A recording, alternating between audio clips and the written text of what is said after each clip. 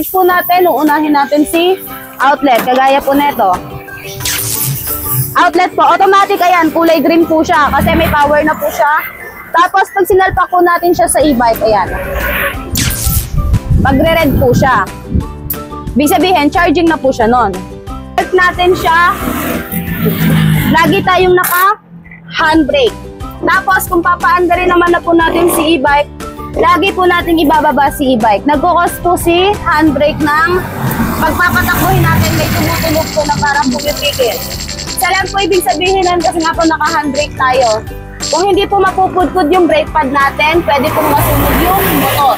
Yun po ang ano. At hindi po pasok sa warranty yun. Sa warranty naman po natin, 6 months po tayo sa solar, 6 months po tayo sa battery and motor po. Pag hindi po human error, replaceable po yan. Human error po sa battery, which is yung lumobo po yung battery natin. Cause po ng paglobo ng battery yung pong overcharge.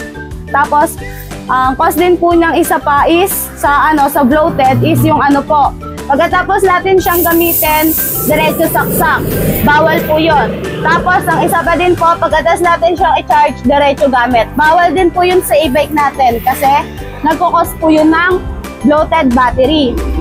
Sa drain naman po natin, pagka hindi po natin gagamitin si e-bike, bawal po natin siyang i-stack lang. Kailangan kahit isang oras po, i-charge natin si e-bike. Sa motor naman po natin, replaceable din po yan pagka nakitaan namin ng factory defect. Pero pag human error po, hindi po. Human error po pag sunog ng motor. Pag sunog po ng motor, nangyayari po yan yung ipipilit natin sa paahon na lugar ang e-bike natin. Tapos, overload na talaga. Kasi pipilit pa sa mataas na lugar. Tapos, si solar panel naman po natin, ayan, naka 180 watts na po tayo dyan.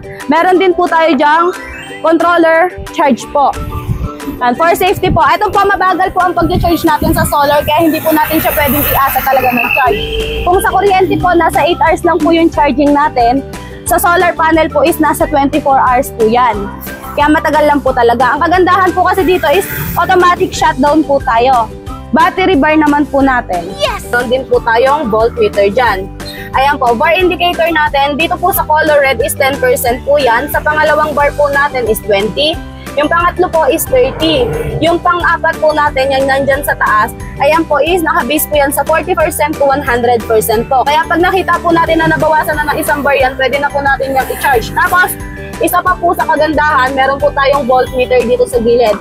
Ayan po yung may lumalabas po na 69. Yan. 68, 69 volts po, full charge po si e-bike natin. Palobat, hindi pa naman po siya totaling lobat. Pagka nasa 59 to 60, tatakbo pa naman po siya pero hindi na ganun kalayo yung matatakbo niya. Kaya pag nakita po natin na nasa 60 volts na po siya, na lumalabas dito sa gilid, pwede na po natin i-charge yung e-bike natin. Yun lang po yung sa demonstration natin sa e-bike. Wag po natin kakalimutan yung mga dapat gawin sa e-bike, lalo na sa pagcha-charge. At yung mga hindi din po dapat gawin.